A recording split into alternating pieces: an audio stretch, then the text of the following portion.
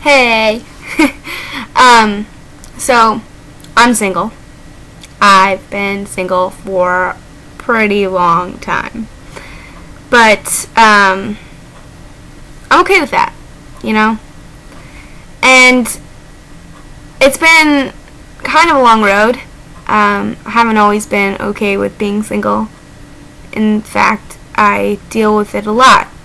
I deal with being alone and feeling lonely, not feeling like there is somebody out there for me. I mean, I feel this when I walk into the grocery store. I'm sure I can't reach the top shelves, so I really hope that God has someone tall in store for me, because that way I can get my groceries. Anyways, so the reason why I was saying all of this and explaining why, or not explaining why, but telling you that I'm single, is because what I'm about to talk about has been talked about by so many, and most of the time the people who talk about it are the people who have been through it and are now married or together or engaged or something. They've been through it. They've been through their single time. But, you know, it's so easy for them to say, oh, it's worth it. It's worth the wait. It's worth every single second, you know, because they have that person. They see the payoff. We, on the other hand, do not. So here we are going, you have no idea what I'm feeling. You have no idea what I'm going through. And what I'm saying is, I do. Okay? I am single and I will wait as long as I need to. That being said, about waiting. Waiting gives you a sense of appreciation when you get the things that you're waiting for. Make sense? I hope. Delay of gratification.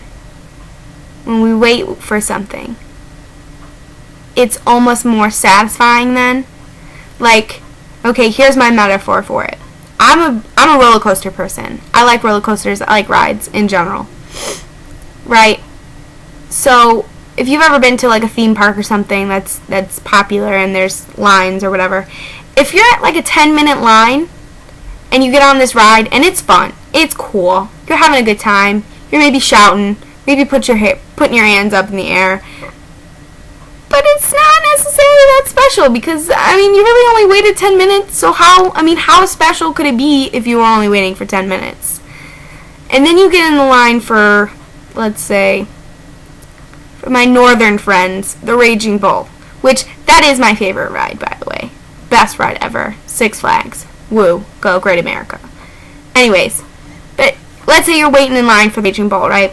And it's probably like 45 minutes to maybe hour and 15 minutes long wait. But you know that ride is going to be so good. It's going to be awesome. And so you're sitting in line, and you're leaning on the things, because we all know we do it. We sit on it, we scoot, and we sit in there and have conversation, and then you're always passing that cute guy that's in line, and you make eye contact every single time you go by. I digress.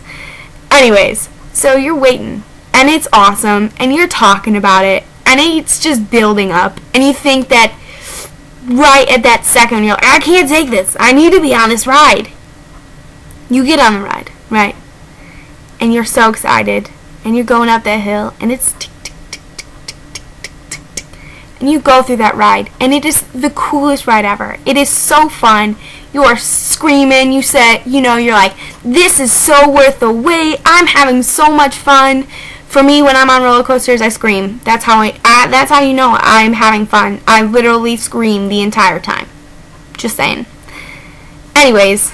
So when we get off that ride, you're like, that was so worth the wait. It was so awesome. And that's what it's kind of like, waiting for that person in your life. Right now you feel, this stinks, right? This is just downright awful. And you're waiting, and you're waiting, and you're waiting, and you're like, I can't see the end. I can't see the end of the line. I don't know where the ride begins. And the thing about that we don't have to worry about is God's timing is perfect. Literally perfect. I mean, think about this.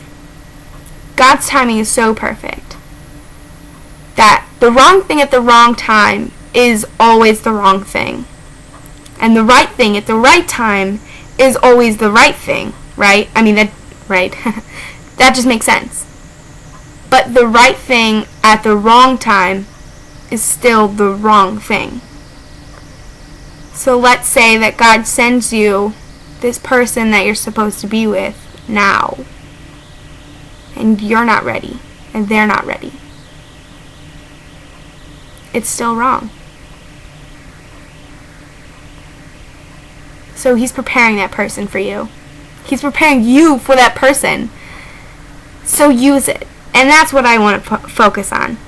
In your time of singleness, I know how hard it is to get caught up in the feelings that you feel, the loneliness.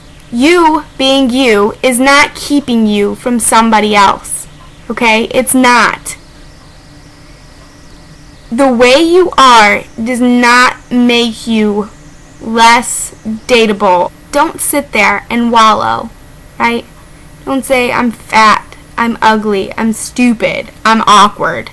Which I am awkward, and I know that. But I know that's not keeping me from finding someone that would be good with me.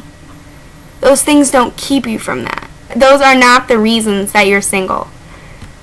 God has reasons why you're single. And that's the thing. That's the beauty of it. Use this time. You will never get this time back. You understand? Like, you'll never get this time back. So use it. Use this singleness.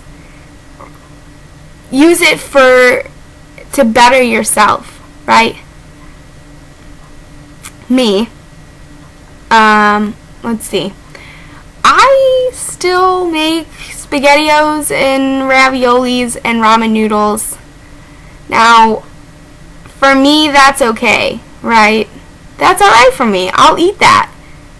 But as a wife, and someone who does like to cook, I don't want my husband to eat raviolis and SpaghettiOs with meatballs, although they are pretty awesome.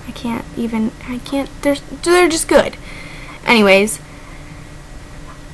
so I tried to cook more. I try to cook more for myself and cook for other people because I want to develop that skill so I can make myself ready.